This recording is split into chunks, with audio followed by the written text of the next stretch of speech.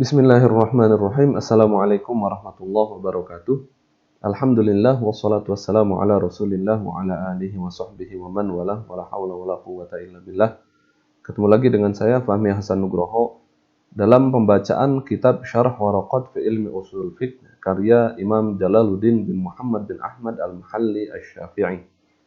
Pada minggu yang lalu kita telah membahas mengenai sedikit penjelasan tentang buku ini siapa, Imam Jalaluddin Al-Mahalli itu siapa, terus Imam Haramain Al-Juwaini itu siapa, dan kita sudah masuk mengenai pembahasan tentang definisi usul fikih dari sisi tarkib. Bahwasanya usul fikih terdiri dari dua kata, usul dan fikih. Definisinya itu apa, maksudnya dari usul apa, dari fikih itu apa. Kita juga sudah membahas mengenai definisi fikih, bahwasanya fikih adalah pengetahuan mengenai hukum-hukum syariat yang jalurnya adalah ijtihad. Maka sekarang kita akan masuk ke dalam pembahasan di halaman kedua, yaitu mengenai hukum syariat. Apa itu hukum syariat? Maka kita akan masuk langsung kepada kitab yang yang dituliskan oleh Imam Jalaluddin Al-Mahalli. Qala al-mu'allifu rahimahullahu ta'ala nafa'anallahu bi'ulumihi wa ulumihim fid dharain amin. Imam Jalaluddin Al-Mahalli, semoga kita mendapatkan manfaat dari apa yang beliau tulis. Beliau berkata, wal ahkamu, dan hukum-hukum, al-muradatu fi ma dzukira, yang dimaksud dengan fi ma dzukir, dengan apa yang telah disebutkan sebelumnya. Maksudnya mana ini? Karena sebelumnya kan udah disebutin. Apa itu fikih? Fikih adalah ma'rifatul ahkam asy-syar'iyyah. Pengetahuan tentang hukum-hukum syariat. Nah, sekarang dibahas tentang hukum-hukum syariat itu apa aja. Jadi, wal ahkam, hukum-hukum yang dimaksudkan dari apa yang telah disebutkan di atas, yaitu ahkam syariah ini, gitu. Itu ada sab'atun. Itu ada 7. Tadi ketika saya membaca di sini awalnya hurufnya H, teman-teman bisa mengubah menjadi mim. Betul. Wal muradatu fi madzikir sab'atun, hukumnya itu ada 7. Nah, sebelum kita masuk ke dalam poin-poin satu persatu ini, kita akan membahas definisinya dulu. Apa itu hukum syariat? Hukum syariat menurut para ahli usul fikih itu didefinisikan sebagai khitabullah ta'ala al-muta'alliq bi af'alil mukallafin bil iqtida'i aw at-takhyiri aw al-wad'i. Hukum syariat dalam definisi usul fikih itu didefinisikan sebagai khitabullah, ketetapan Allah yang datang melalui bentuk khitab. Khitab itu perkataan, qaul. Kan sumber hukum Islam yang utama itu bentuknya qaul. Apa? Al-Quran itu qauli, terus kemudian begitu juga sunnah. Nah, dua-duanya bentuknya qaul. Maka hukum syariat menggunakan istilah khitabullah.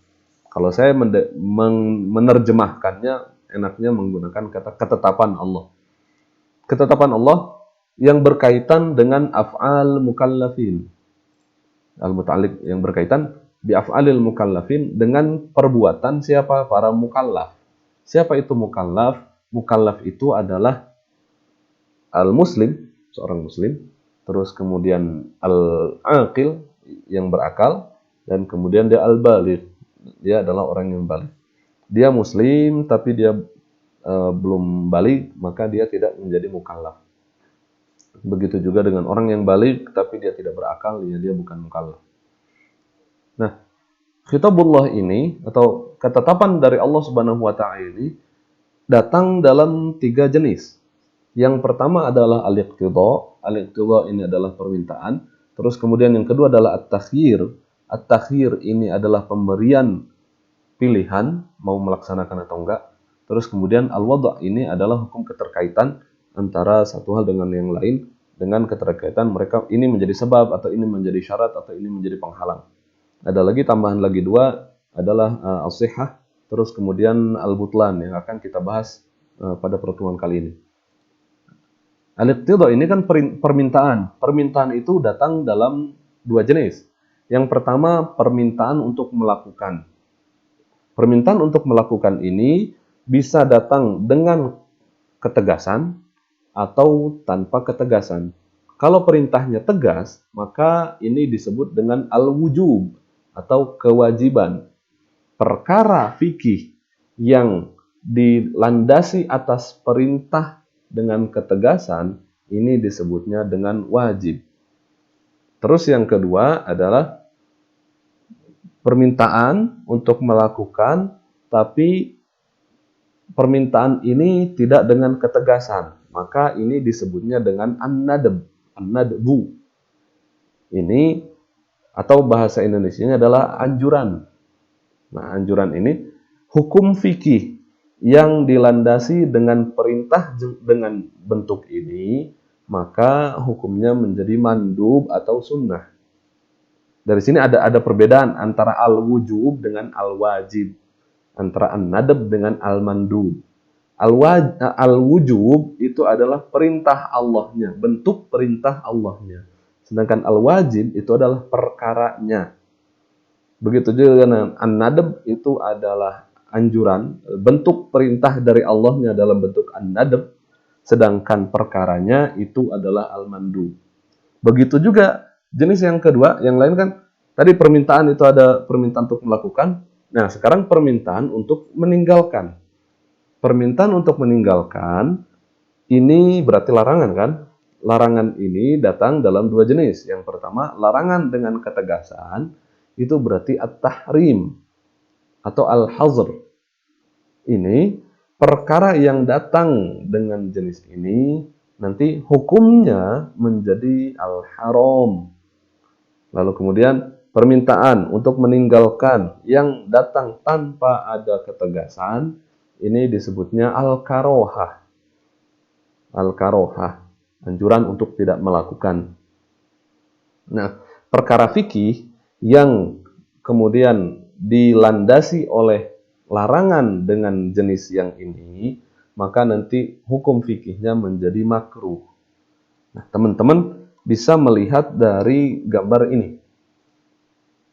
Teman-teman bisa melihat dari gambar ini, kira-kira seperti ini. Ketetapan Allah datang dalam bentuk permintaan.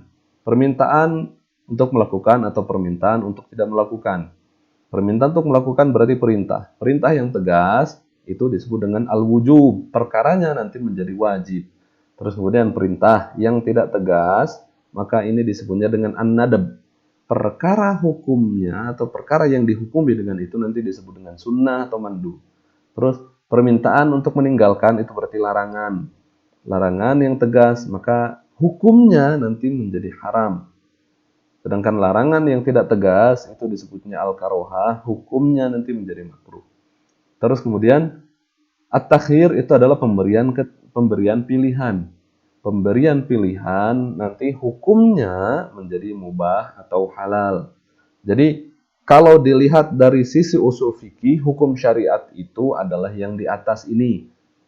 Al-wujub, an-nadab, at-tahrim, al-karohah, terus al-ibahah. Tapi kalau dilihat dari sudut pandang fikih, karena fikih kan yang dibahas adalah perkaranya, enggak, perkara ini adalah perkara yang wajib, perkara ini adalah sunnah, perkara ini adalah haram, perkara ini adalah makruh, perkara ini adalah mubah. Terus sisanya adalah hukum wad'i yang akan kita bahas nanti di belakang. Kalian bisa save gambar ini, bisa ditulis ulang di dalam buku. Nah, wal ahkam al-muradah fi ma dzukir, hukum-hukum yang dimaksudkan di atas tadi ada 7, sab'atun. Yang pertama adalah al-wajib. Maksudnya yang pertama adalah wajib, pembahasannya ntar. Yang kedua adalah al-mandub. Yang ketiga adalah al-mubah. Yang keempat adalah al-mahzur. Yang kelima adalah al-makruh. Yang keenam adalah as-sahih. Yang ketujuh adalah al-batil. 7 yang Imam Haramain sebutkan di sini. Maka fal fiqhu, maka kata fikih atau ilmu fikih itu adalah al-ilmu bil wajib, pengetahuan tentang perkara yang wajib. Atau wal mandub, pengetahuan tentang perkara yang mandub. Ila akhiri sab'ah, sampai ke yang 7. Berarti fikih itu adalah pengetahuan tentang hukum ini adalah wajib. Pengetahuan tentang ini adalah haram, pengetahuan tentang ini adalah ini. Gitu. Ai bi anna hadzal fi'la wajibun wa hadza mandubun wa hadza mubahun wa hakadza ila akhiri juz'iyatis sab'ati. Ai al-ilmu, pengetahuan bi anna hadzal fi'la, bahwasanya perkara ini, perkara apa ini, perkara ini, suatu perkara gitu. Itu hukumnya adalah wajibun. Bahwasanya ini adalah wajib. Wa hadza, dan perkara yang itu adalah mandubun, itu dianjurkan. Wa hadza, dan perkara ini adalah mubahun, ini adalah mubah. Wa hakadza ila akhiri juz'iyatis sab'ah. Ini adalah sahih, ini adalah batal. Jadi yang dimaksud di sini adalah perkaranya, bukan khitabullahnya. Kalau khitabullahnya nanti disebutnya al-wujub, perkaranya disebutnya sebagai wajib. Begitu. Nah, lalu kemudian di sini fal wajibu, maka yang wajib itu, perkara yang wajib itu min haitsu wasfuhu bil wujub, karena perkara itu disifati dengan al-wujub. Jadi teman-teman bisa membedakan antara al-wajib dengan al-wujub. Al-wujub itu perintah dari Allahnya, sedangkan al-wajib itu adalah perkara ini setelah dia disifati dengan wujub. Fal wajibu, perkara yang wajib ini min haitsu wasfuhu bil wujub, karena dia disifati dengan sifat wujub, maka dia adalah ma yusabu, suatu hal yang yusabu, suatu hal yang akan diberikan pahala ala fi'lihi, terhadap pelaksanaannya, yang mana pelaksanaannya akan mendatangkan pahala. Wa yu'aqabu ala tarkihi, dan meninggalkannya akan mendatangkan iqab atau siksaan. Jadi mudahnya al-wajib, perkara yang wajib itu adalah apa? Perkara yang wajib adalah perkara yang jika dilakukan akan mendapatkan pahala dan jika ditinggalkan akan mendapatkan dosa. Apakah pasti seperti itu? Terus kalau orang yang tidak melakukan itu terus kemudian dia bertobat, bagaimana?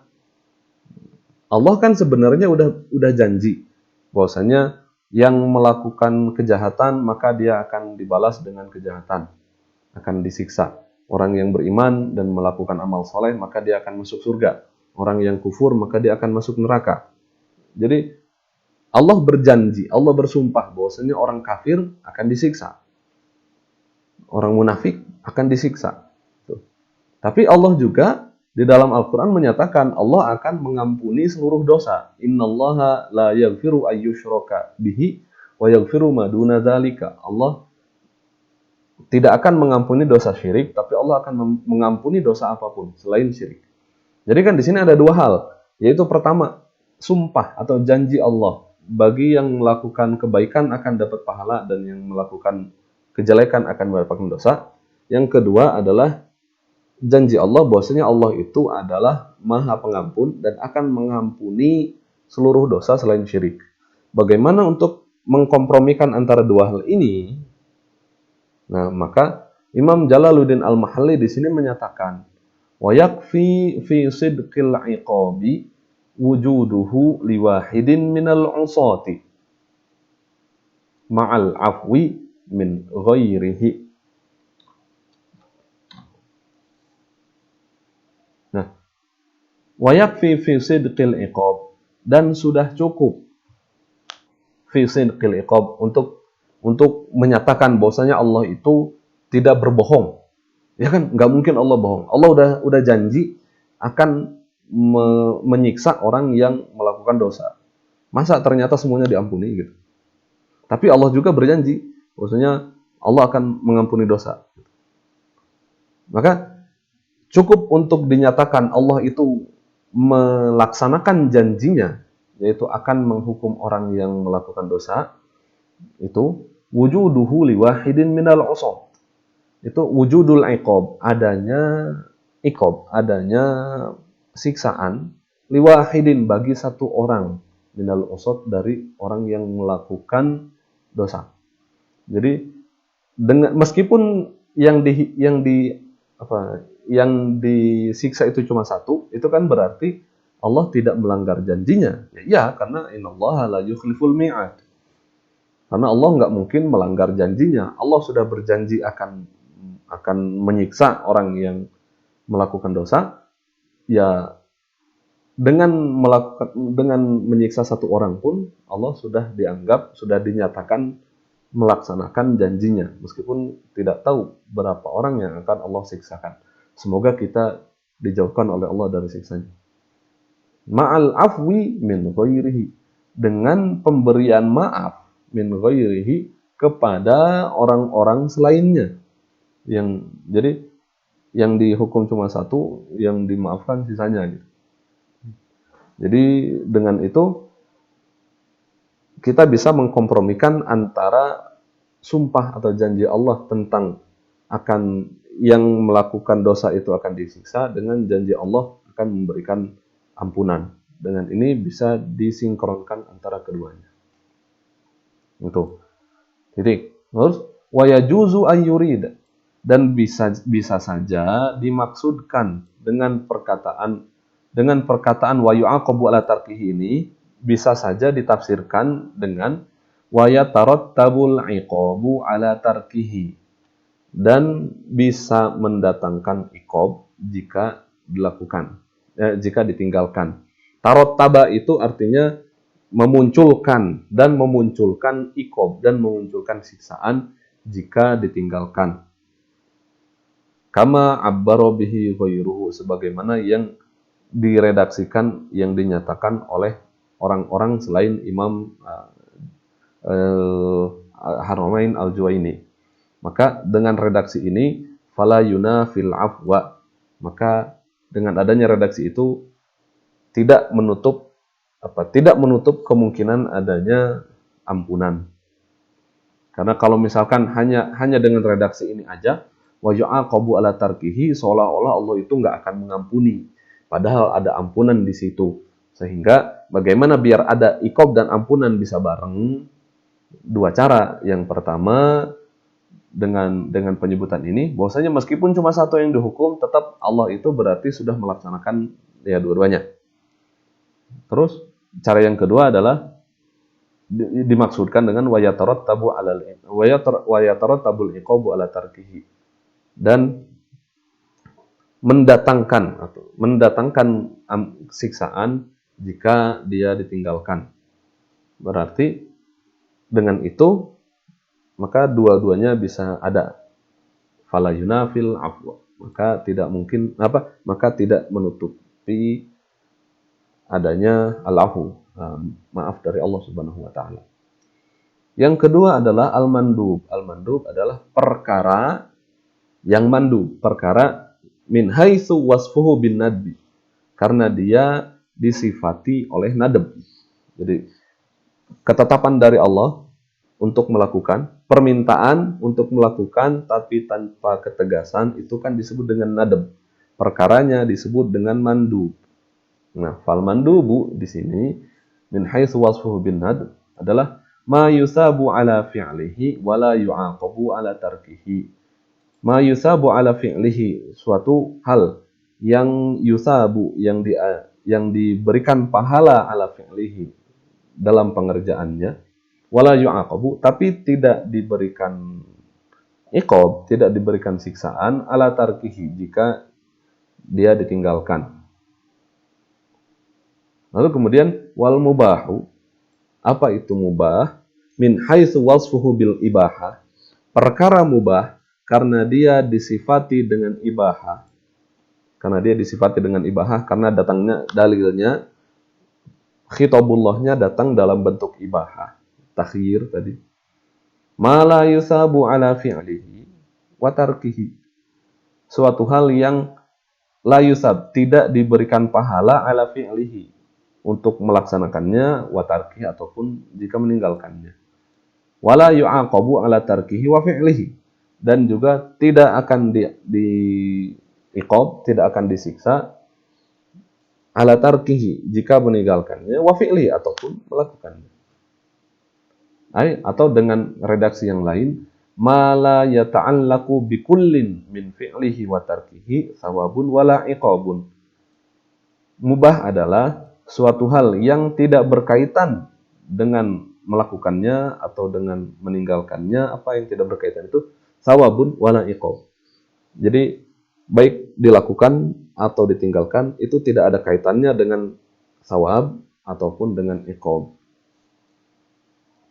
Lalu kemudian yang keempat adalah al-mahzur, suatu hal yang dilarang, suatu hal yang mahzur, min haitsu wasfuhu bil hazri awil hurmah, karena dia disifati dengan al-hazr atau al-hurmah. Khitabullahnya datang dalam bentuk al-hazr, dalam bentuk permintaan dengan ketegasan, itu disebutnya al-hurmah atau al-hazr, maka perkaranya itu adalah al-mahzur. Ma yusabu ala tarkihi, perkara yang akan diberikan pahala jika ala tarkihi, jika dia ditinggalkan. Imtithalan, dengan itu dia, karena dia sudah melaksanakan perintah Allah tadi. Terus kemudian wa yu'aqabu, dan akan mendatangkan iqab, akan mendatangkan hukuman ala fi'lihi, terhadap pengerjaannya. Jika dia dikerjakan, maka akan mendatangkan siksaan. Sama dengan yang di atas. Kalau hanya berarti apakah semua yang melakukan dosa itu akan dihukum tanpa ada ampunan? Ada. Maka untuk mengkompromikannya sama seperti yang di atas. Wa yakfi fi sidqil iqabi, dan sudah cukup untuk menyatakan Allah Subhanahu wa taala itu menjalankan janjinya untuk menghukum orang yang berdosa adalah wujuduhu liwahidin minal usad, adanya pelaksanaan hukuman bagi satu orang yang melakukan dosa, mal afwi an ghairihi, dengan ampunan bagi selainnya. Berarti yang tadi di sini bukan min, tapi di sini adalah an. Silakan balik ke atas. Ini diganti dengan an. Mal afwi an ghairihi, dengan pemberian ampunan kepada selainnya. Jadi cukup dengan satu, maka Allah sudah dinyatakan tidak melanggar janjinya. Wa yajuzu ayyurida wa yatarattabul iqabu ala fi'lihi, sama dengan atas. Berarti untuk mengkompromikan antara iqab dengan ampunan, antara siksaan dengan ampunan, bagaimana dua cara? Yang pertama, meskipun cuma satu, berarti Allah sudah melaksanakan janjinya. Yang kedua, ditafsirkan pernyataannya bahwasanya yu'aqabu ala fi'lihi, maksudnya adalah yatarattabul iqabu ala fi'lihi, akan mendatangkan siksaan jika dilakukan. Kama abru bi ghairu fala yunafil afwa, maka dengan itu tidak menutup kemungkinan adanya ampunan dari Allah Subhanahu wa taala. Terus kemudian wal makruh, dan suatu hal yang makruh, min haitsu wasfuhu bil karohah, karena dia disifati dengan karohah, khitab dari Allah datang dalam bentuk permintaan untuk meninggalkan. Permintaan untuk meninggalkan ini bentuknya tidak tegas, hingga akhirnya ini disebut dengan karohah, maka perkaranya disebut dengan makruh. Ma yusabu ala tarkihi, suatu hal yang yusabu ala tarkihi, meninggalkannya itu akan mendapatkan pahala. Imtithalan, berarti dia sudah melaksanakan tugas di situ, melaksanakan perintah Allah di situ. Tapi wala yu'aqabu ala fi'lihi, tapi dia tidak akan disiksa, tidak akan dihukum ala fi'lihi, jika melaksanakannya. Tuh. Ini adalah hukum yang 5. Lalu kemudian yang 5 ini dikenal dengan hukum taklifi. Hukum taklifi yang 5 ini. Hukum taklifi ini adalah pembebanan. Maknanya adalah pembebanan. Hukum taklifi adalah 5. Sebenarnya cuma 4, yang satu lagi yang mubah atau al-ibahah ini bukan hukum taklifi, tapi kemudian sama para ulama dimasukin ke sini hingga hukum taklifi jadi 5. Yang kita bahas adalah sekarang mengenai hukum wad'i. Hukum wad'i yang beliau sebutkan secara sharih di sini cuma 2. Meskipun pada bagian atasnya beliau juga menyebutkan yang lain. Sebenarnya hukum wad'i itu berarti ada 5. Hukum taklifi 5, hukum wad'i ada 5. Hukum wad'i yang 5 apa aja? Yang dituliskan oleh beliau di sini adalah as-sahih atau as-sihhah, sah. Yang kedua adalah al-butlan, batal, sah atau batal. Dua ini menjadi sifat bagi perkara yang 5 tadi. Suatu perkara bisa disebut sah jika syarat dan rukunnya terpenuhi. Bisa disebut batal kalau misalkan syarat dan rukunnya tidak terpenuhi. Itu 2. Selain 2 ini masih ada 3 lagi, nanti kita bahas. Nah, was-sahih, sedangkan perkara yang sahih, perkara yang sah, karena dia karena dia sudah lengkap rukun dan syaratnya, sudah terpenuhi rukun dan syaratnya. Min haitsu wasfuhu bis-sihah, karena dia telah memiliki sifat sihah atau sah, itu adalah ma yata'allaqu bihin nufuz wa yu'taddu bihi. Suatu hal yang berkaitan dengannya apa? An-nufuzu, yang berkaitan dengannya sifat nufuz. Apa itu nufuz? Nufuz itu berarti dia sudah nufuz itu berarti selesai pelaksanaannya, sudah terlaksana. Jadi ma yata'allaqu bihin nufuz, suatu perkara yang padanya berkaitan sifat nufuz, sifat sudah selesai dilaksanakan. Berarti maksudnya perkara ini sudah dianggap selesai. Wa yu'taddu bihi, dan dianggap sudah melaksanakan pekerjaan tersebut. Bi'an istajma'a ma yu'tabar fihi syar'an. Seperti telah terkumpulnya, istajma'a, telah terkumpulnya apa? Hal-hal yang yu'tabar fihi syar'an, yang dibutuhkan padanya secara syariat.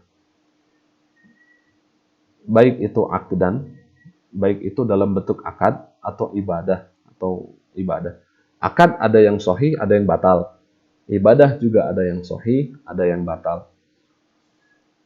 Terus kemudian al-batil min haitsu wasfuhu bil butlan, suatu perkara yang batil yang mana dia itu disifati dengan butlan adalah ma la yata'allaqu bihin nufuz, suatu hal yang tidak berkaitan dengannya sifat nufuz. Berarti perkara itu belum dianggap melaksanakan, belum dianggap terlaksana. Wala yu'taddu bihi, dan itu tidak dianggap sudah selesai. Jadi ketika sholat itu dilaksanakan tapi dalam kondisi batal, maka meskipun sholatnya udah lengkap 3 rakaat sholat maghrib, tapi dia tidak punya wudhu, maka batal kan? Maka sholatnya dianggap belum melaksanakan. Maka tidak berkaitan dengannya sifat nufuz, karena dia dianggap belum melaksanakan. Bi'an lam yastajmi ma yu'tabar fihi syar'an, karena dia tidak terkumpul hal-hal yang memang diharuskan di dalam perkara tersebut, ya, syarat dan juga rukun. Kalau misalkan dari awal dia belum wudu, terus kemudian sholat, atau dia sholat tapi ternyata dia nggak nyadar sarungnya itu bolong. Dia udah sholat 4 rakaat sholat isya. Terus kemudian setelah selesai salam, pas dia pegang sarungnya, ternyata ini bolong belakangnya. Jadi dari tadi selama sholat, auratnya itu kebuka, auratnya kelihatan gitu. Apakah ini sah atau enggak? Jelas sholatnya enggak sah, karena ada syarat yang hilang, yaitu nutup aurat. Karena dia tidak sah, berarti kan sholatnya batal kan? Sholatnya itu adalah batal karena auratnya kelihatan. Maka meskipun dia sudah dari awal sampai akhir selesai sholat, dia baca niat, dia baca fatihah, rukun sholat semuanya dilakukan sampai salam, tapi karena dia dari awal udah batal, maka nggak dianggap melakukan sholat. Ya, seperti orang puasa dari pagi, terus kemudian siang-siang makan, batal kan? Apakah puasa pagi itu dihitung? Enggak. Karena puasa itu dihitungnya dari pagi sampai malam. Sampai maghrib gitu. Akdan kana aw ibadatan. Baik itu adalah akad, jadi akad bisa batal, atau ibadah juga bisa batal. Maka wal aqdu yattasifu bin nufuzi wal i'tidadi. Akad itu disifati dengan dua hal. Yang pertama nufuz, terlaksana akad itu, wal i'tidad, dan juga sudah dianggap telah melaksanakan. Sedangkan ibadah itu tattasifu bil i'tidadi faqat istilahan. Sedangkan ibadah itu disifati dengan i'tidad, disifati dengan sudah dianggap telah melaksanakan secara istilah. Imam Haramain Al-Juwaini di sini hanya menuliskan hukum wad'i itu cuma dua. Yang pertama adalah sihhah, yang kedua adalah butlan. Sihhah yang kemudian nanti perkaranya menjadi sahih, butlan yang nanti perkaranya menjadi batal atau batil. Masih ada 3 lagi hukum wad'i yang belum beliau tuliskan di sini, tapi sudah beliau singgung di atas.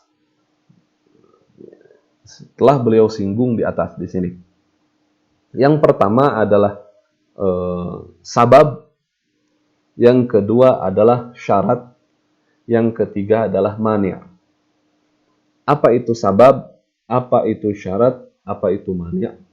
Sabab adalah suatu perkara yang adanya dia meniscayakan adanya ini, adanya hal lain. Dan tiadanya dia meniscayakan tiadanya ini, tiadanya hal lain. Contoh, tenggelamnya matahari meniscayakan wajibnya sholat maghrib, atau menyebabkan wajibnya sholat maghrib. Tapi selama belum terbenam matahari, maka maghrib juga belum wajib. Gitu. Itu yang pertama, sabab. Terus yang kedua adalah asyarat. Apa itu syarat? Syarat itu adalah suatu hal yang jika dia tidak ada, meniscayakan perkara yang lain juga tidak ada. Tapi kalau dia ada, dia tidak meniscayakan perkara lain ada. Contohnya wudu. Wudu adalah syarat sah sholat. Jika tidak ada wudu, maka sudah pasti sholat juga tidak ada. Tapi kalau misalkan wudu ada, wudu ini kan tidak menyebabkan sholat menjadi wajib. Cuma ketika datang waktu sholat, sholatnya wajib, maka ini jadi sah nantinya. Itu syarat. Sedangkan al-mani', mani' ini kebalikan dari syarat. Mani' ini kebalikan dari syarat, yaitu suatu perkara yang jika dia ada, maka meniscayakan ketiadaan hal yang lain. Tapi ketika dia tidak ada, maka dia tidak meniscayakan ini ada atau enggak ada.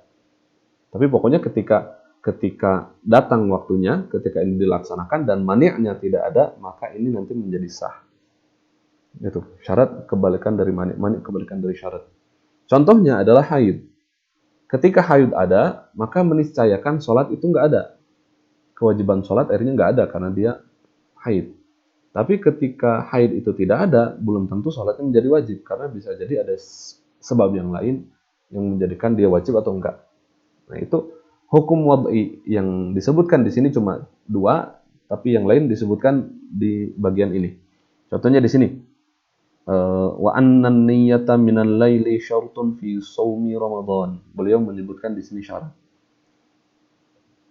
Terus wa annal qatla bi musaqqalin yujibul qisas. Di sini beliau menyebutkan sebab.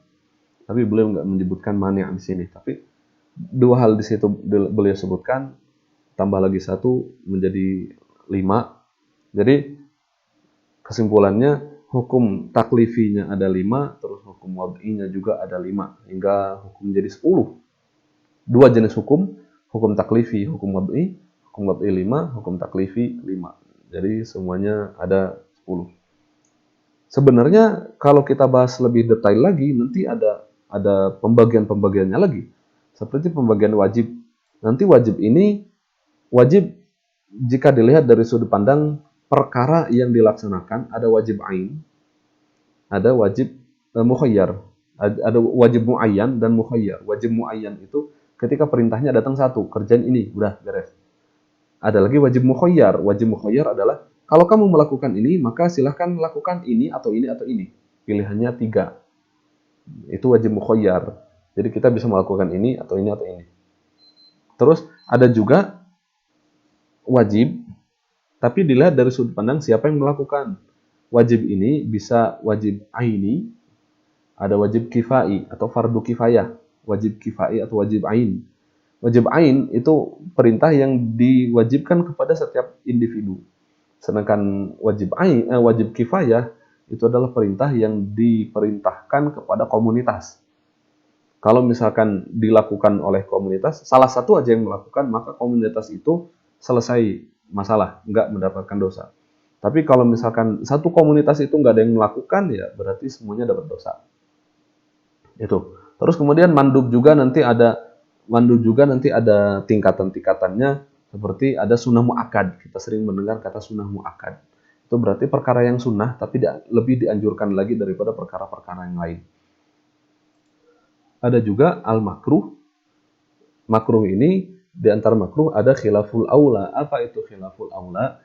Khilaful aula itu melanggar suatu hal yang seharusnya lebih utama. Melanggar keutamaan. Itulah kira-kira bahasanya seperti itu.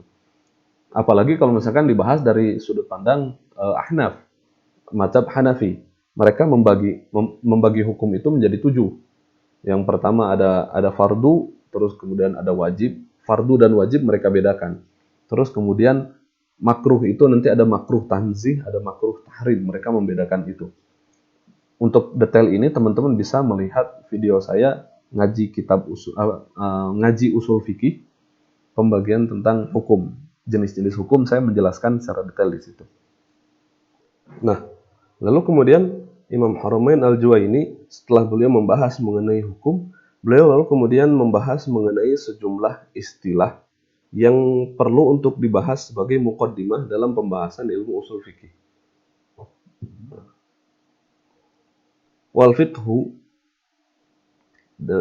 adapun fikih itu bil makna syar'i, fikih dengan makna syar'i. Sebagaimana yang kita ketahui, fikih memiliki 2 makna. Yang pertama fikih secara bahasa, yaitu pemahaman.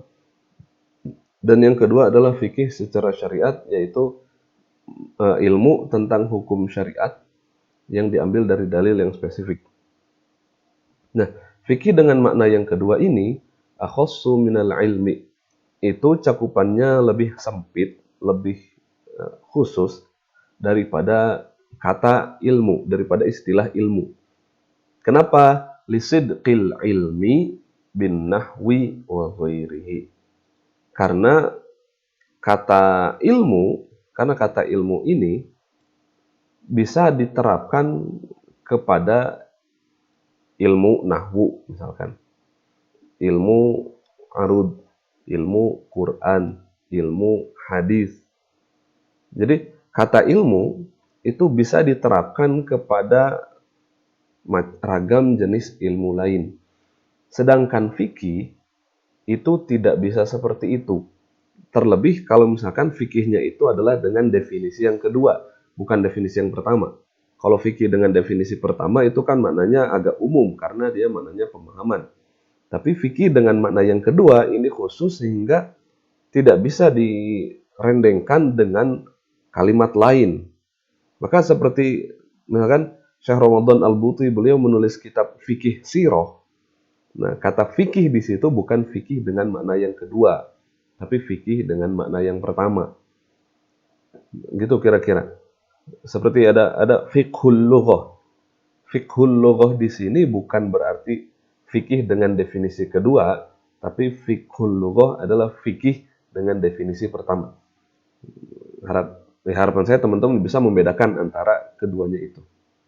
Nah, jadi fikih dengan definisi kedua ini cakupannya lebih sempit daripada kata ilmu, karena kata ilmu bisa ditempelkan kepada kata-kata lain, sedangkan fikih itu tidak bisa tempelkan kecuali ya pada makna yang dia tuju. Bahwasanya fikih itu adalah ilmu mengenai hukum syariat yang diambil dari dalil. Gitu. Maka beliau melanjutkan, fakullu fikhin ilmun. Setiap fikih itu adalah ilmu.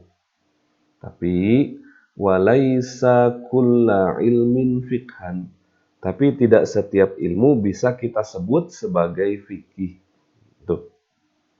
Nah, apa itu definisi dari ilmu sendiri? Wal ilmu, adapun kata ilmu, definisinya adalah ma'rifatul ma'lum, pengetahuan tentang suatu hal yang diketahui. Ma'rifah itu kan pengetahuan. Al-ma'lum, suatu hal yang diketahui. Atau dalam definisi yang lain, idroku, mengetahui. Sesuatu, mengetahui sesuatu, min sya'nihi, yang mana memang pada dasarnya sudah menjadi tabiatnya ayyu'lama, untuk diketahui. Mengetahui suatu hal yang pada dasarnya memang ya untuk diketahui gitu. Memang bisa diketahui. Itu adalah ilmu. Lalu kemudian tentang ilmu ini ada pengikatnya. Ada keterangan lebih lanjut agar pengetahuan bisa disebut dengan ilmu. Yang perlu teman-teman ingat adalah bahwasanya kata ilmu di sini bukan ilmu dalam definisi orang Indonesia, tapi al-ilm dalam bahasa Arab. Gitu.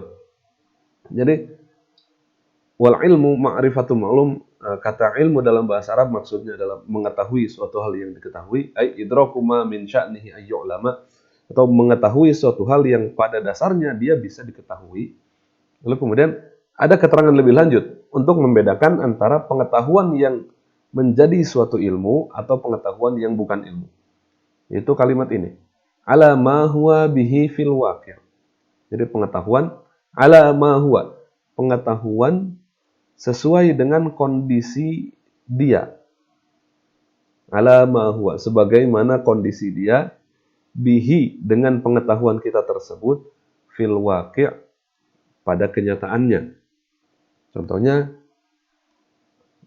kalau kita bilang 1 tambah 1 sama dengan 2, itu kan berarti kita mengetahui sesuai dengan kondisi aslinya.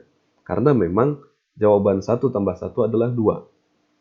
Terus kita ketahui bahwasannya hujan itu airnya turun dari atas ke bawah. Itu pengetahuan kita tentang hujan itu tidak salah. Kenapa? Karena yang kita ketahui air turun dari atas ke bawah, terus kemudian kita buktikan airnya memang turun dari atas ke bawah. Jadi kita mengetahui sesuatu sesuai dengan kondisi real hal tersebut. Itu yang dimaksud dengan al-ilm. Contohnya di sini, kaidrakil insan bi annahu hayawanun natiqun.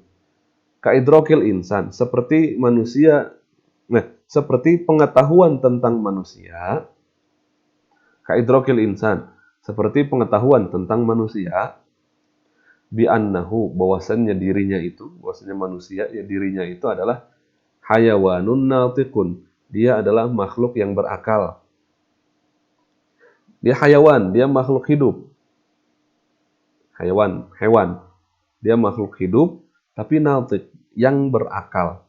Karena tidak ada lagi hayawan yang berakal. Lalu kemudian kebalikan dari al-ilmu apa? Kebalikan dari al-ilmu adalah al-jahlu. Apa itu al-jahlu? Didefinisikan di sini adalah tasawwurus syai'i. Pengetahuan atau penggambaran tentang sesuatu. Idrakuhu, atau pengetahuan tentang suatu hal tersebut. Ala khilafi ma huwa bihi fil waqi'.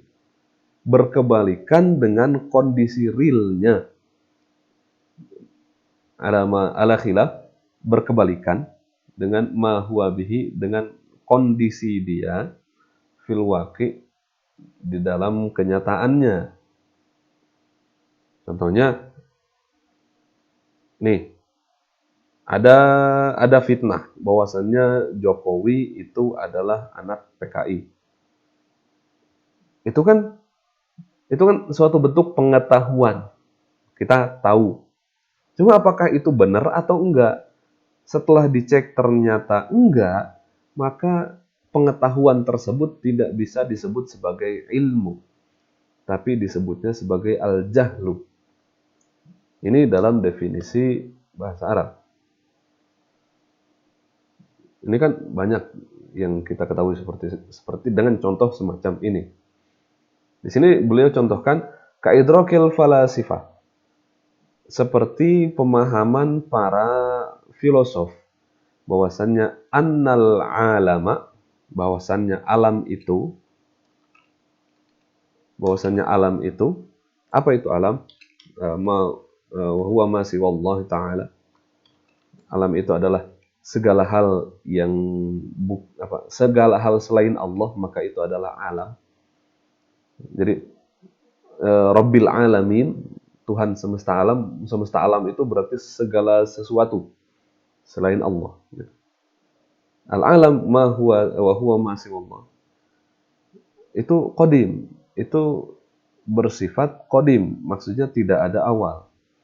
Jadi ini adalah pemahaman yang salah. Kaidrokil falasi, seperti para filosof yang berkeyakinan bahwasannya alam ini seluruhnya bersifat qadim. Maksudnya qadim adalah tidak ada ujung awalnya. Dia tidak muncul dari ketiadaan. Dia memang sudah ada tanpa ketiadaan. Lawan dari kata qadim kan hadis. Hadis itu hadis, bukan hadis. Hadis. Lawan dari qadim itu hadis. Hadis itu apa? Hadis itu adalah suatu hal yang muncul dari ketiadaan. Kita kan awalnya nggak ada. Saya belum ada. Terus tahun 89 saya lahir, baru ada. Kalian dulu belum ada. Terus di saat kalian lahir, kalian ada. Itu kan berarti muncul dari ketiadaan. Lampu awalnya nggak ada, diciptakan di pabrik terus kemudian ada. Maka dia hadis. Begitu juga dengan planet, begitu juga dengan alam semesta ini. Awalnya tidak ada apa-apa selain Allah Subhanahu wa Ta'ala. Lalu kemudian Allah Subhanahu wa Ta'ala menciptakan makhluknya, apapun Allah ciptakan, hingga akhirnya mereka muncul dari ketiadaan. Ini yang benar. Tapi falasifah mereka, para filosof, mereka meyakini bahwasanya alam ini sudah ada sejak dulunya. Jadi sudah ada tanpa ada awalnya, sebagaimana sifat Allah Subhanahu wa Ta'ala. Karena Allah ya, sebenarnya hanya Allah yang bersifat seperti itu. Dalam Al-Quran kan dinyatakan wal awwal wal akhir. Allah itu yang paling awal dan juga paling akhir. Paling awal berarti tidak ada awal selain Allah. Jadi tidak bisa dibayangkan bagaimana, karena pokoknya Allah itu tidak muncul dari ketiadaan. Maka tidak ada ujung kapan Allah tiba-tiba muncul. Kita nggak bisa bertanya seperti itu. Nah, sedangkan selain Allah, seluruhnya adalah hadis itu muncul dari ketiadaan. Maka di sini pemahaman ini adalah salah, maka pemahaman ini disebutnya dengan al-jahl. Gitu. Nah, lalu kemudian wa ba'duhum, dan sebagian ulama wassafa, mensifati hadzal jahla, mensifati jahil ini gitu. Mensifati jahil ini ketika mengetahui sesuatu ternyata tidak sesuai dengan kondisi realnya. Nah, hal tersebut disebut dengan bil murakkab. Itu dengan jahil murakkab. Jadi jahil murakkab itu adalah orang yang menilai suatu hal tapi ternyata penilaiannya itu tidak sesuai dengan realnya. Orang menuduh si B menuduh si A itu adalah tukang maling. Ternyata bukan seperti itu. Nah, asumsi yang dia berikan, tuduhan yang diberikan, pengetahuan yang ada di dalam kepalanya, penilaian tersebut itu disebut dengan jahl murakkab. Lalu kemudian ada juga wajahlun basit. Ini salah. Waja'alal basit kan wa ba'dhum wassafa hadzal jahla bil waja'alal basita, dan mereka menjadikan al-jahlul basit. Jadi dari sini diketahui ada dua jenis jahl, dua jenis kebodohan. Yang pertama jahlun murakkab, kebodohan yang luar biasa karena dia menilai suatu hal yang tidak sesuai dengan kondisi realnya. Yang kedua adalah jahlun basit, itu adalah adamul ilmi bisyai', ketika dia tidak tahu apa-apa. Apakah si Ahmad itu tukang nyuri? Enggak, saya enggak tahu. Maka itu adalah jahlun basit. Tapi kalau misalkan dia bilang, ya si Ahmad itu tukang nyuri, padahal enggak, maka itu adalah jahlun murakkab. Contohnya, ka'adami ilmina bima tahtal aradin. Seperti tidak ada ilmu dalam diri kita mengenai hal-hal yang ada di bawah bumi ini. Kan? Kalau dibandingkan pengetahuan manusia mengenai alam semesta, manusia lebih banyak mengeksplorasi langit daripada di dalam lautan. Jadi contoh ini benar. Terus, wabima fi butunil bihar, dan pengetahuan tentang apa yang ada di dalam perut laut, di dalam laut. Nah, wa ala ma dzakarahul musannif la yusamma hadza jahlan. Kalau misalkan kita menggunakan definisi yang digunakan oleh musannif, yaitu Imam Haramain Al-Juwaini, bahwasanya al-jahlu itu cuma tasawwuru syai' ala khilafi ma huwa bihi, maka adamul ilmi bisyai' ini la yusamma jahlan. Tidak mengetahui tentang hal itu tidak disebut dengan jahil. Kalau kita menggunakan definisi dari Imam Haramain Al-Juwaini. Jadi dari sini, dari paragraf ini kita paham bahwasanya Imam Haramain Al-Juwaini dengan Imam Jalaluddin Al-Mahalli memiliki beda definisi mengenai jahil. Kalau al-jahlu menurut Imam Haramain adalah tasawwur syai' ala khilafi ma huwa bihi, pengetahuan atau penilaian tentang suatu hal yang bertolak belakang dengan realnya. Kalau Jalaluddin Al-Mahalli, beliau membagi jahal itu menjadi dua. Yang pertama adalah jahlun murakkab, yang merupakan tasawwur syai' ala khilafi ma huwa bihi. Terus yang kedua adalah jahlun basit. Jahlun basit yang merupakan ketiadaan pengetahuan mengenai suatu hal tersebut. Itu. Lalu kemudian tadi membahas mengenai jahal, terus kemudian di sini Imam Haramain Al-Juwaini menyinggung juga mengenai al-ilm. Bahwasanya ilmu itu ada dua jenis. Ini ilmu diklasifikasikan dari sudut pandang bagaimana cara ilmu itu didapat. Ada ilmu yang didapat tanpa usaha dan ada ilmu yang didapat harus dengan usaha. Yang pertama disebut ilmu ad-daruri dan yang kedua adalah al-muktasab. Nah, di sini beliau menyatakan wal ilmu ad-daruri, sedangkan ilmu daruri itu adalah malam yaqa' an nazarin wastidlalin. Itu adalah ilmu yang tidak muncul atau yang kemunculannya tidak melalui nazar, tidak melalui nazar. Nazar itu bukan melihat. Nazar itu olah pikir, usaha untuk berpikir, untuk meneliti, untuk mengkaji gitu. Wastidlalin, ataupun dengan mencari argumentasi. Jadi suatu ilmu yang tanpa dalil itu udah ketahuan. Contohnya, kal ilmi al-waqi' bi ihdal hawasil khams. Seperti ilmu yang muncul dari salah satu dari 5 panca indera az-zahirah yang ada di luar tubuh kita. Contohnya as-sam'. Ketika ada orang berbicara, kita tahu itu ada suara. Terus al-basar. Ketika kita lihat sesuatu, kita tahu itu ada di situ. Atau alams, ada teko panas, kita pegang, itu panas. Di otak kan kita langsung tahu ini teko masih panas. Terus berikutnya kita tahu karena kita sudah memiliki pengetahuan bahwasanya teko itu panas ketika habis masak air, ya berarti udah kita tahu meskipun kita nggak megang lagi, kita tahu setelah masak air teko itu pasti bakal panas. Atau contoh yang lain adalah wasyam. Wasyam itu penciuman. Ketika kita sudah terbiasa mencium bau sampah. Ketika kita mencium ada bau sampah, kita tahu di situ ada sampah. Jadi pengetahuan bahwasanya di situ ada sampah itu berdasarkan atas penciuman kita. Itu kan kita nggak usah memerlukan usaha yang luar biasa untuk hanya mengetahui ini bau apa ini. Ini mah bau sambal, ini mah bau asin, ini mah bau jengkol. Kita tahu karena kita kenal, kita tahu.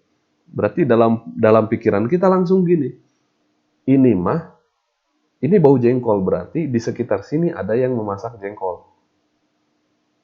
Begitu kira-kira. Atau az-zauq itu perasaan lidah. Gitu.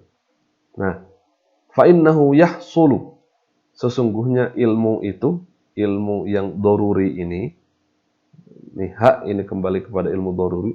Sesungguhnya al-ilmu doruri itu yahsulu, itu dapat muncul bimujarradil ihsasi biha, hanya dengan cukup dengan merasakan tentang hal tersebut, min ghairi nazarin wastidlalin, tanpa perlu mikir lama, tanpa perlu kita melakukan penelitian ataupun kita mencari argumentasi. Karena itu terjadi terus terdeteksi oleh 5 ini kita, maka ya akhirnya ketahuan, kita langsung tahu ada di situ. Hanya dengan perkembangan ilmu pengetahuan sekarang, ternyata apa yang kita ketahui melalui ini itu harus diperinci lagi. Harus dirinci lagi. Kenapa? Karena bisa jadi ada hal yang di luar batas kemampuan indera manusia, tapi dia ada. Contohnya seperti bintang, galaksi, yang kalau kita hanya melihat pakai mata saja, kita nggak tahu di situ ada atau nggak. Kayak malam, kayak siang. Siang itu kan langit cerah, langit warnanya putih, warnanya biru. Dan di sana di siang hari nggak ada bintang. Karena cahaya bintang dikalahkan oleh cahaya matahari. Sedangkan malam ketika mataharinya nggak ada, baru bintang-bintang baru bermunculan. Itu kan. Dan untuk melihat dan meneliti bintang itu kita nggak cukup cuma pakai mata doang, tapi kita membutuhkan alat. Terus kemudian kita perlu untuk mengukur jarak. Terus kita perlu untuk mengukur bagaimana pergerakannya. Nah itu, maka untuk hal yang ini perlu diklasifikasikan lagi lebih detail, karena ternyata tidak semua ilmu yang ditangkap oleh panca indera kita itu adalah benar. Bisa jadi itu keliru. Nah itu contoh pertama, al-ilmu doruri, ilmu yang bisa didapat atau pengetahuan yang bisa didapat tanpa perlu untuk berusaha susah. Sedangkan yang jenis kedua adalah wa ammal ilmul muktasabu, sedangkan ilmu yang dihasilkan atau al-ilmul muktasab, ilmu yang dihasilkan itu adalah bahwa al-mauqufu 'alan nazari wal istidlal, adalah ilmu yang bergantung, al-mauquf, yang bergantung. Al-mauqufu 'alan nazari wal istidlal, yang bergantung pada nazar tadi, usaha penelitian, pengkajian, wastidlal atau pembuatan argumen. Contohnya kal ilmi bi annal 'alama hadisun, seperti pengetahuan bahwasannya seluruh alam ini adalah sifatnya hadis.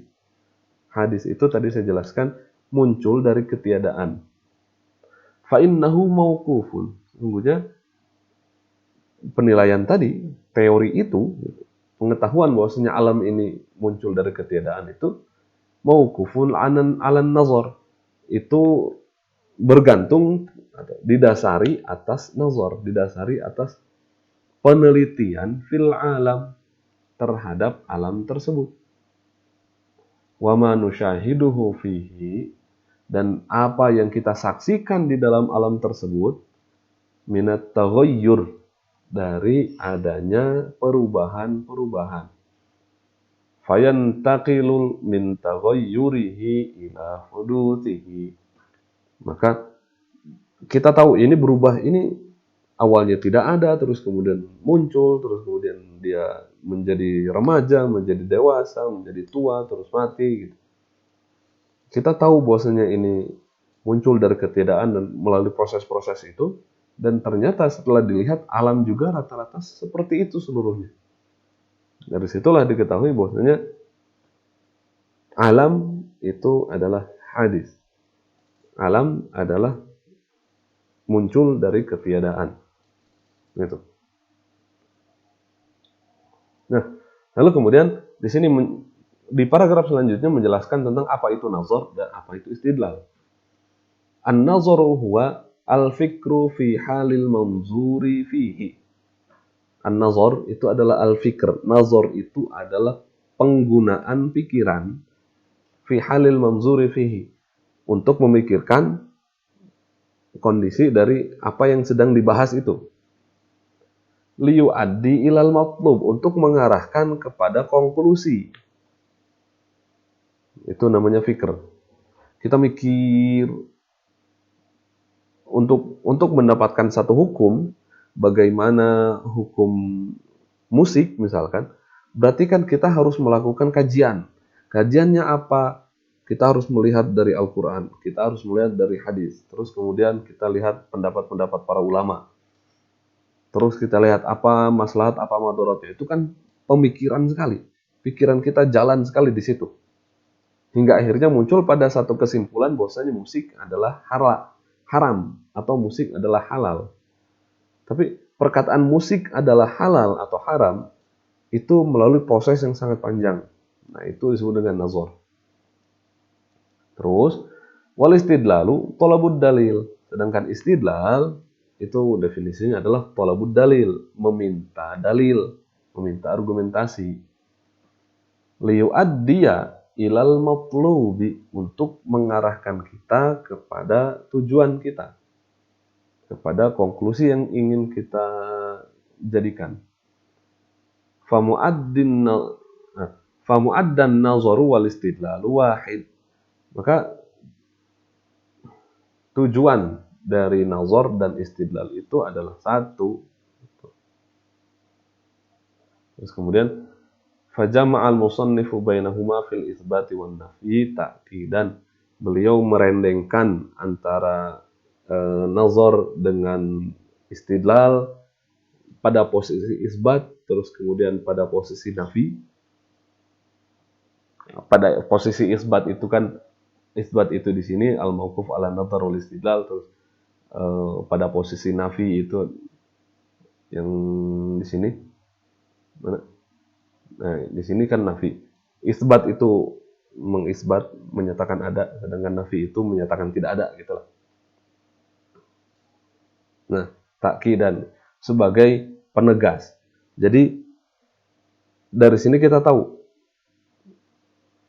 mengenai fikih itu masuknya ke dalam yang mana? Ilmu daruri atau ilmu nazari. Tergantung, karena dalam permasalahan fikih ada yang kemudian permasalahan itu naik bukan lagi pembahasan fikih, tapi sudah masuk ke dalam pembahasan akidah. Karena dia sudah disepakati oleh seluruh ulama. Salat wajib tanpa perlu mikir panjang, tanpa perlu dalil lagi. Orang harus sudah tahu salat itu wajib. Salat 5 waktu itu wajib, maka harus dilakukan. Puasa itu wajib, harus dilakukan. Nggak usah pakai dalil lagi, seharusnya orang sudah mengerti. Karena itu menjadi doktrin yang ada di dalam Islam. Sedangkan sisanya yang detail-detail fikihnya, maka itu adalah ilmu nazari. Bagaimana kunut subuh? Kunut subuh itu ada atau enggak, disunahkan atau enggak? Niat subuh, niat salat itu bagaimana cara niatnya? Ketika orang melafazkan usolli fardhu subhi, apakah dia dibenarkan secara syariat atau salah? Itu adalah al-ilmu nazari. Nanti ujung-ujungnya ada perbedaan. Kalau ilmu doruri itu nggak boleh ditentang. Ilmu doruri nggak boleh ditentang. Sedangkan ilmu nazari itu boleh terjadi perbedaan pendapat. Boleh saling serang argumentasi, boleh saling berdebat dengan syarat mereka sama-sama menggunakan metode yang bagus. Gitu. Lalu kemudian wad dalilu, apa itu dalil? Wal mursyidu ilal matlub, itu adalah yang mengarahkan kepada tujuan. Li'annahu alamatun alaihi, karena dia adalah tanda yang mengarahkan kepada tujuan tersebut. Lalu kemudian ini tingkatan pengetahuan. Yang pertama tadi tingkatan pengetahuan adalah al-ilmu. Berarti al-ilmu di sini pengetahuan tentang suatu hal itu 100%. Saya yakin bahwasanya dia itu korupsi. Itu kalau beneran tahu, maka dia pengetahuan dia 100%. Pak, karena saya lihat dia itu mendapatkan uang gitu. Itu kan berarti ilmu nazari udah. Ilmu doruri, karena kita langsung melihat dia itu mendapatkan amplop. Tuh. Maka itu ilmunya tingkatnya tinggi. Nah, kalau misalkan pengetahuan tentang itu kita tidak yakin 100%, maka disebutnya dengan zon atau prasangka. Nah, zon itu apa? Zon itu adalah tajwizu amroini ahaduhuma azharu minal akhar. Jadi pemilihan antara dua hal ini, tapi ahaduhuma azharu minal akhar. Tapi yang satu itu lebih unggul daripada yang lain. Kamu percaya nggak dia itu selingkuh? Kalau lihat gerak-geriknya sih kayaknya iya deh. Nah gitu. Itu namanya zon. Su'uzon atau husnuzon, nah itulah zon. Kalau dia masih bilang, ketika ditanya, kamu tahu nggak dia itu selingkuh? Ragu-ragu antara iya atau enggak, tanpa ada perasaan bahwasanya, tanpa ada prasangka dia itu selingkuh atau enggak, maka itu nanti masuknya syak. Tapi kalau sudah cenderung kepada salah satu, misalkan kayaknya enggak deh, saya tahu dia itu setia, maka itu zon juga. Jadi zon tapi kepada zonnya kepada ini, kepada tidak, atau zon kepada iya. Jadi kalau di persen, kalau ilmu itu 100%, kalau zon itu masuknya nanti 99% sampai 51%. Itu. Kalau syak itu adalah tajwizu amro ini la maziyyata li ahadihima 'alal akhar indal jumhur. Itu ketika perbandingan antara dua hal, la maziyyata li ahadihima 'alal akhar. Dua-duanya ini tidak ada yang lebih unggul daripada yang lain. Jadi 50-50. Nah, itu namanya syak. Kalau yang satu naik, maka ini namanya zon. Gitu.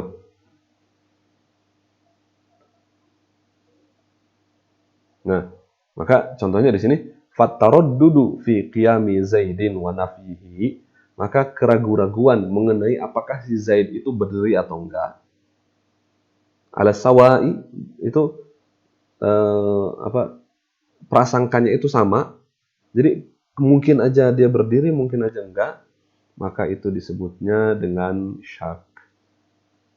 Tapi wa ma'arajhanis subuti awil intifai.